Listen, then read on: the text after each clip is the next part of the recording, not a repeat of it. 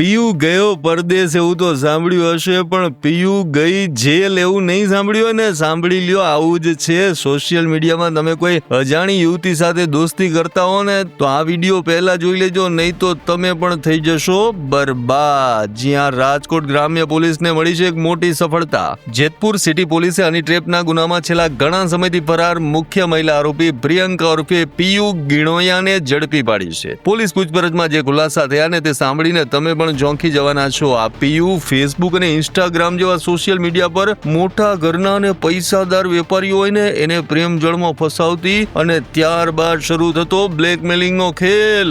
આરોપી મહિલા એક નહીં બે નહીં પણ 5 અલગ અલગ જગ્યાની ટ્રેપ ગોઠવી હોવાની કબૂલાત કરી છે, જેમાં મોરબીના 2 મોટા સિરામિક ઉદ્યોગપતિઓ, રાજકોટના એક કારખાનેદાર, વાંકાનેરના વેપારી અને મોરબીના અન્ય લોકો. જેતપુર, જામગઢનો રાણા અને જૂનાગઢના ભેસાણમાં પણ તેની સામે નોંધાઈ ચૂક્યા છે ગુના. તમને એમ હશે કે આ એકલી જ હતી, પણ ના, એવું નથી. પોલીસના જણાવ્યા મુજબ આ આખી ગેંગ 11 સભ્યોની છે, એટલે કે આખી ક્રિકેટ ટીમ હતી. ક્રિકેટ ટીમ જેઓ ખેલી નાખતા હતા ખેલ, જેમાં વિપુલ ઉર્ફે નાગરાજ, સૌજી, જાનવી, પૂજા, ગોપાલ જેવા 11 સાગરીતો મળીને વેપારીઓને ડરાવી, ધમકાવી અને કરોડો રૂપિયા પડાવતા હતા. આમ તો બધા આરોપીઓ પકડાઈ ગયા હતા, પણ આ પિયુ હતી ફરાર, જે હવે પોલીસ સ્ટેશનની હવા ખાવા થઈ ગઈ છે તૈયાર.